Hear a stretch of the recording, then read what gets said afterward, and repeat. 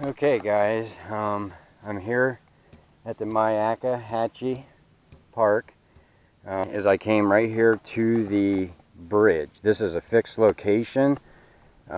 This is a point of reference, obviously. So I'm going to start from here and then I'll record the walk up to the scene, the general scene area. And I'm not really sure. I've been told 3 different areas where the car was by 3 different people down here. So I have seen where other people have gotten probably more accurate reports on that. But I found this interesting last week when I had said that, that the car was real close to the bridge. I was told, I'll show you as we walk past it, show you the area where I was told that the Mustang was sitting, and it kind of makes sense because that would be the reason that you would get a ticket, because it's off the road, and it's that area right there. And as you can see, you can park there, but I'm just not sure, like if you'd leave your car sit overnight, that would probably be why you would get a ticket. So that makes sense to me on that part. So we're walking across the famous bridge, and we're going to head up to the power line trail.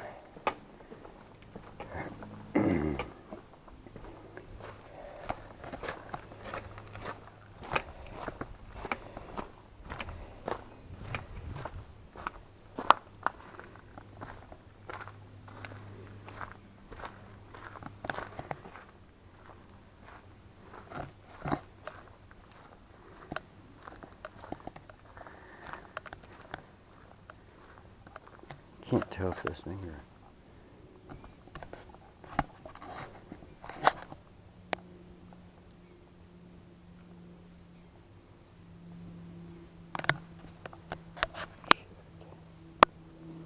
Okay, we are recording, so you have to take that little bit of pause in there. I wasn't sure, the screen went out, so I wasn't real sure. Okay, so this is the Big Slow Root Preserve, and here's a map that kind of tells you where you're at, and if you want to locate the different trails. So we'll walk right up here, and right here is the power line trail, right here. That direction, I'll wait till we get up here. That direction down there, that heads to Venice. And then, as we come up here, we will take a right to go to the area where the, I'm not really sure what to call this, crime scene, evidence area, where they found the remains. Okay, here's Live Long's return trail right here. I have a couple theories on this, that if it was inaccessible to get in up here, you could have possibly went that way and just walked the trail backwards and got up to the same area. So we're walking, that direction is Venice. This direction is towards Arcadia. And I think I got it a little wrong. I was trying to take everything in last week. It's probably a couple hundred yards down here to where you hit the actual trail entrance. I thought it was sooner than that. We'll see. We'll get a little bit of a time reference.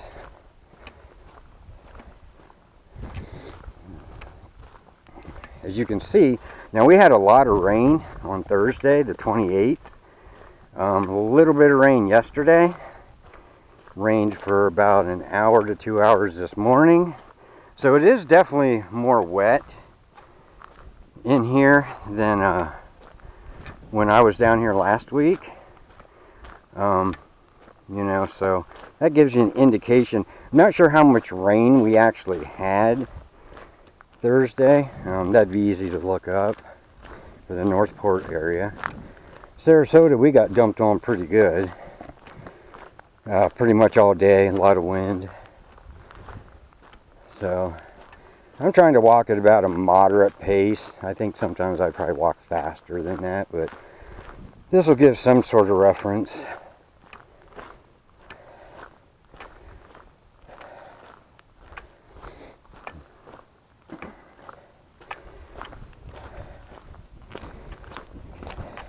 You can see there's definitely more water down here, you know, in the areas. So, you know, if it's been raining like it did, like, you know, during the summer, like our heavy rain season normally is, it would make quite sense that this was probably pretty flooded in this general area. Was it over the trail, over power line? Without going back and looking through the footages from that time period, just really don't know.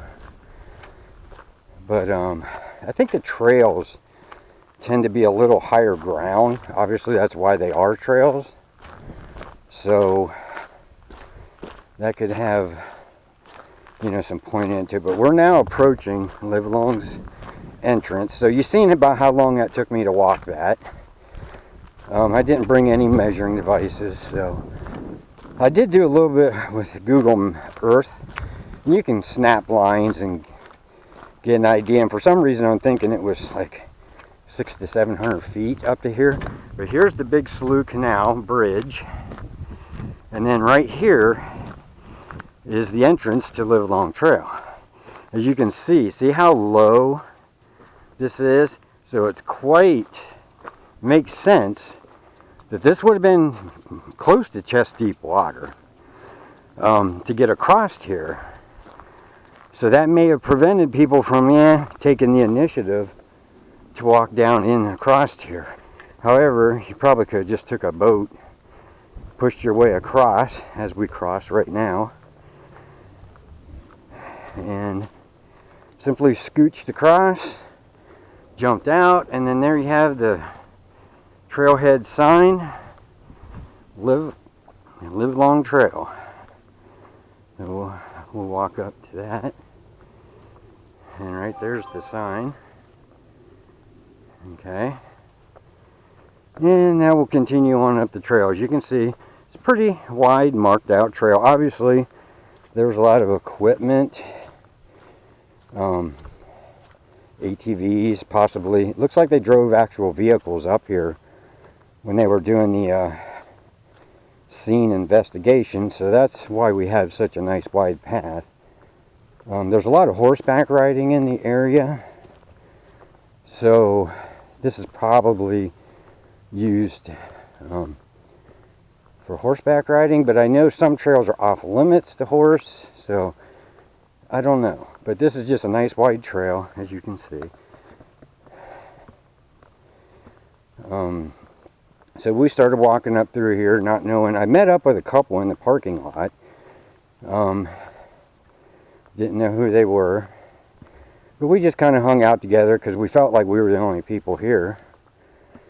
So we just kind of stayed close to each other, and we did run into a hiker further up the trail that was from Arizona, and he showed us a picture of a rattlesnake that was in the area, and he did mention about a noose. When he come down, first we got to talking to him, and he was just kind of like, yeah, my mom's getting some hospital work, you know, clinical stuff done, so I'm from Arizona, and I'm just helping out, you know, helping her go through that, and, you know, whatnot. And so I was just in the area hiking.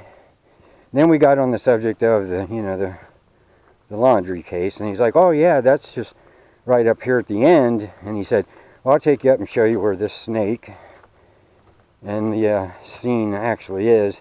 And it was just, we only had maybe another 100 yards to go at that time. Kind of pan around here a little bit. He did bring up about this noose. He said, hey, did you hear that there's a noose? So, and I didn't think much of it at the time. I'm like, oh, this must be news I haven't heard. They must have found the noose, and, you know, obviously, crime scene, they recovered it and stuff. So he, which ended up being, he was talking about the tree swing. He never pointed in the direction of where this was or even a location.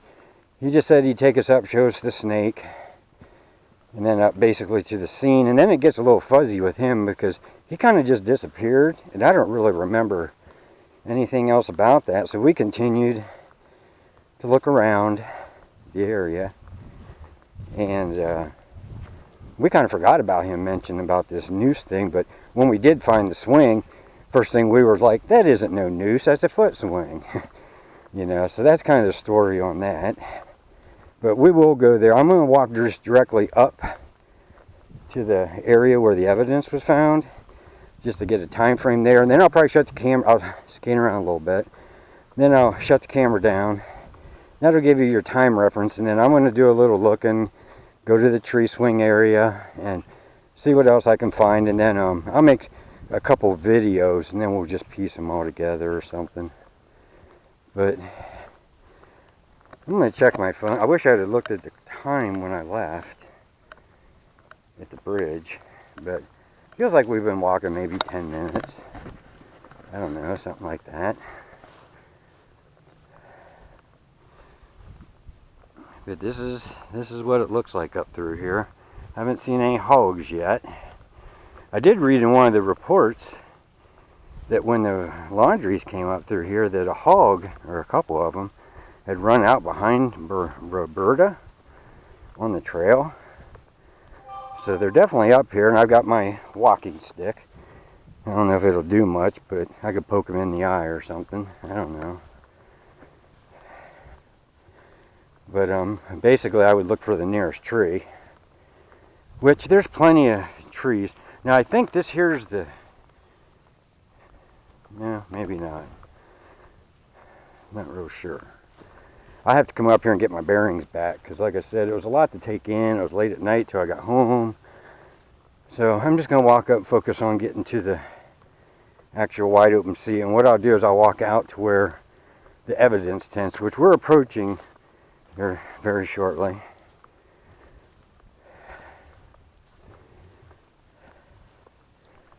Oh, we got somebody here. I'll let Ross stay ahead. You probably don't want on camera. So. Oh, I don't. It doesn't matter. It don't matter to you? Then I'll let you walk, because I'm talking. I'm doing something for my kids, you know, just no problem. Up through here. So we got a hiker. She's got her dogs. She snuck up on me. I didn't even hear it. I feel better, though. If there's any hogs, she's got dogs. Oh, there's dogs. Yeah, I know there is. They tend to stay away. I don't think it's too much to... But if you pop in on them unexpectedly, you know, that's usually when, if you have a issue with them, it's because of that.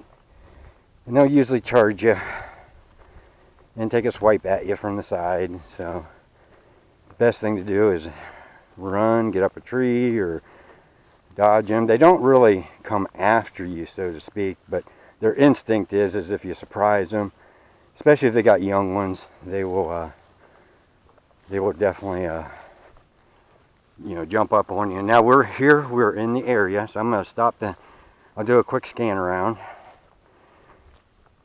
Okay, this is the area where there's, I'm not going to say remains, because until the FBI or somebody comes out with an actual report and lists where everything was laying, I'm just going to say this is the area where the, or wait, I might be wrong. I think it's the next field, actually. It is. Sorry about that. It's the next field.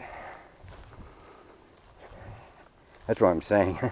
I had a lot of pictures in sequence that would have helped the storyline last week, but I tried to email them to a couple people, and they got it all out of whack. And then I couldn't remember like what was where was what. And plus it was a lot to take in that day. So that's why I wanted to come back up today and just get a better accounting of things. I think the tree swing might be back in that area, right in there, which, as you can see right here where that gal is with the dogs, she is now entering the main canvas area where the crime scene was.